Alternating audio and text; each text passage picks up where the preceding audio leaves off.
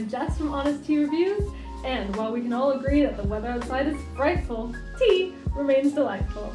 And this year, for our very first Christmas special ever, we are going through the Pukka Tea Advent Calendar. So, beginning today on December 1st, every day we're going to review a different tea selected by us, by the Pukka brand, and bring you a super quick review that will tell you just what you want to know, the very basics about each and every tea, so you know exactly what to get that special someone for Christmas. Right, so this is tea number 1. It's called Feel New, and it is in German, but luckily we have done some translating behind the scenes, and it looks like this one contains aniseed, fennel, and cardamom. So behind each tea we also get a fun message in German. So in English, the message behind this first tea is feel refreshed with this tea and feel your strength from head to toe. So we're going to give it a try and see what's up. Alright, so day number 1, Feel New. Here we go.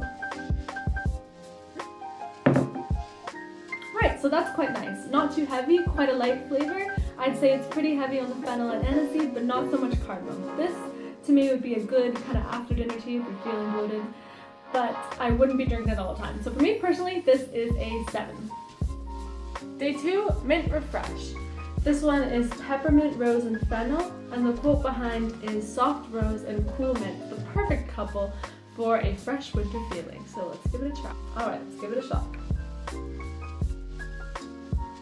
Okay, so not a very strong mint flavor. The fennel doesn't really come through a lot either. You do get a bit of a taste of the rose, but there's just not a lot of flavor going on here. So I think personally, this tea is a 4. Day 3, everyone! The tea of today is lemon, ginger, and Manuka honey. And behind today's tea bag, the quote was, "Friends of happy Christmas singing, these herbs will make your voices ring." So high hopes for this one. Let's give it a shot. Alright, so here we go. It's quite nice. You get bright lemon and a little zing of ginger. The only thing that's missing, you don't really taste the Manuka honey much, and I kind of wish it was a bit stronger, but because the flavor itself is really good, and you could probably make this stronger just by steeping it for a bit longer, I'm going to give that an 8. Day 4, English breakfast tea. And the quote behind today's tea is, "Give yourself time for breakfast because this tea is ready for you, even at 8 o'clock at night like we are doing now." So we'll give it a try and see how it ranks up. Alright, so this is the English breakfast tea. I've actually put a splash of milk in this because I think, like most people, I do like milk in my black tea. So we're going to give it a try with milk, and if that happens to not be your preference, please don't take offense. Everyone can drink their tea the way they like. So here we go.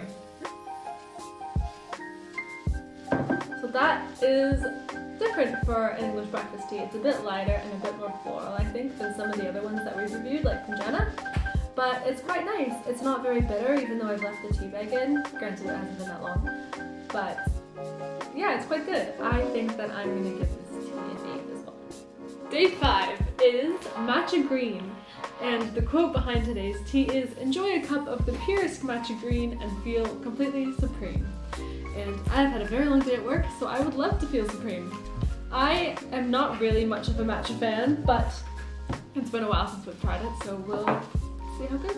Alright, so here we have our cup of green tea, and for anyone who doesn't know this, I think this is pretty common knowledge, but you never want to add boiling water to green tea. You normally want your water at about 80 degrees, so for those of us who don't just have a thermometer lying around, normally you boil your kettle and maybe leave it for 3 to 5 minutes, and then your water should be ready for green tea. So let's go ahead and give this a try.